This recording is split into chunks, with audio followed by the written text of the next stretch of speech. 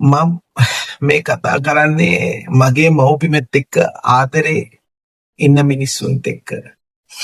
ඒ තමයි අපි කවදාවත් හිතුව නෑ මේ වගේ දෙයක් ලංකාවට ආයමත් එයි කියලා. එහෙමනේ.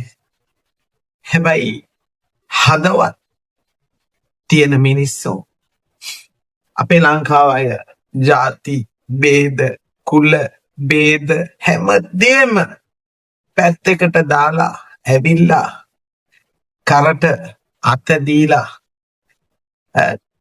එන්න නැගිටින්න මං ඉන්නවා ඔයත් එක්ක මං ඉන්නවා අඬන්න එපා මං ඉන්නවා.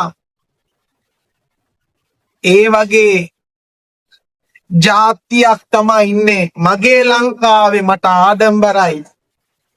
දුබයි වල ඉන්න දුප්පත් විඳින්න ළමයි, දුබයි වල ඉන්න කොල්ලෝ, කුවයිට්, සෞදි, බහරේන්, කතාර්,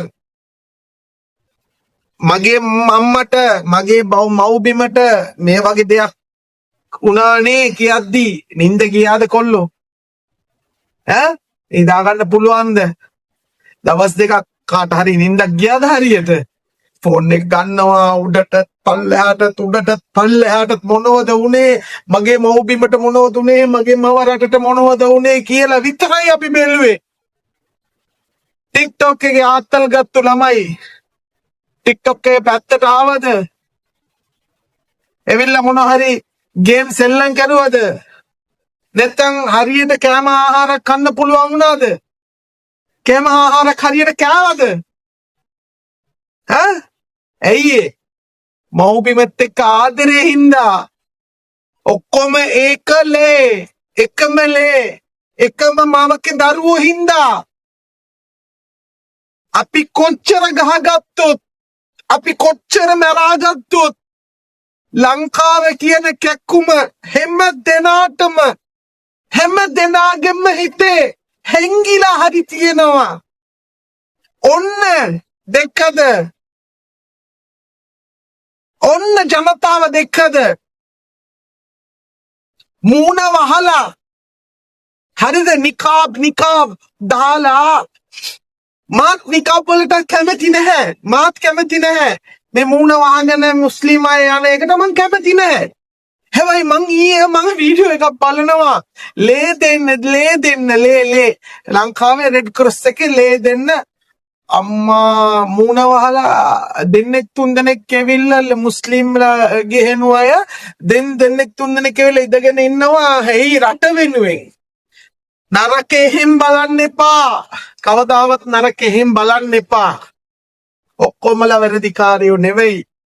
අපි ඔක්කොම එක මවකේ දරුවෝ. දෙකනේ කියන්දි ඇඬිල්ලෙනවා. මේක කතා කරද්දි පපුව රිදෙනවා. පපුවට තේරෙන මට කියන්නම වචනයක් නෑ. ඒ තරම් රිදෙනවා.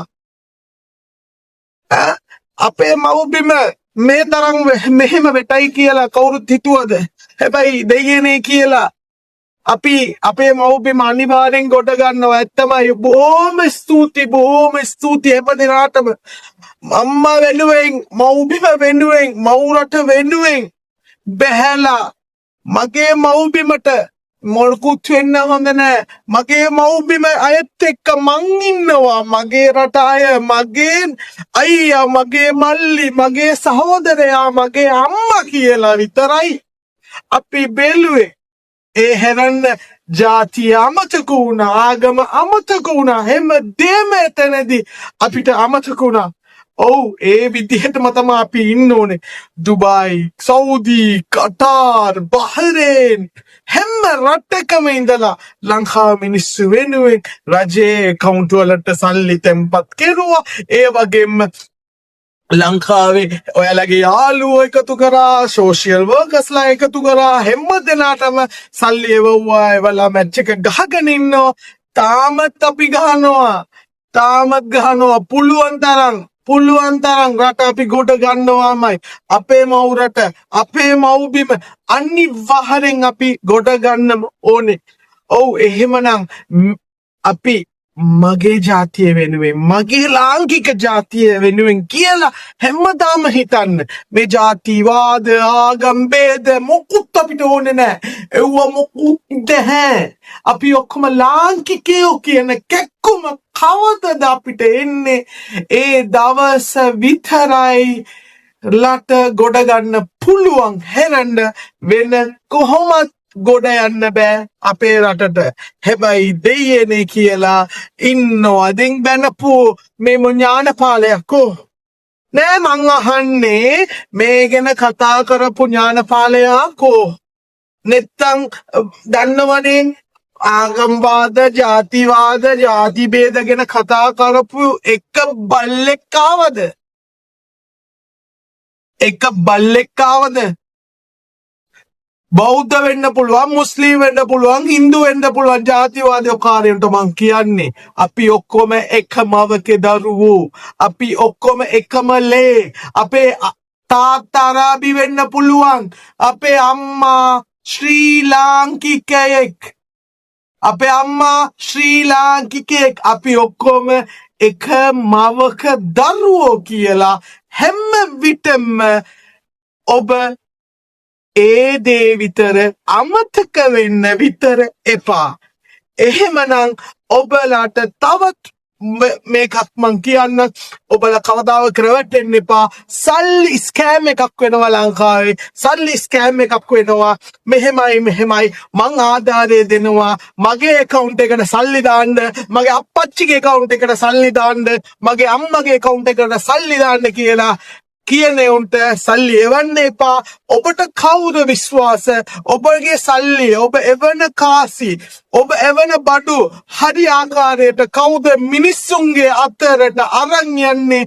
එයාලාට ඔබලා සල්ලි එවලා අපි එයාලා වෙනුවෙන් කරන උදව් අනිවාර්යෙන් 100%ම එයාලාට ලැබෙන්න ඕන. හැරෙන්න වෙන එක තක්කඩියේ අතටවත් යන්න හොඳ නැහැ. අපේ මිනිස්සුන්ට අපි හොඳට හිටපු මිනිස්සු ඊයර කෝටිපතියා අද උදේ පාරේ එච්චරයි. සල්ලි මොකුත් නෑ. අද 30යි 60 නැහැ. අද මය ගාව 60 ඔබ ගාව එච්චරයි.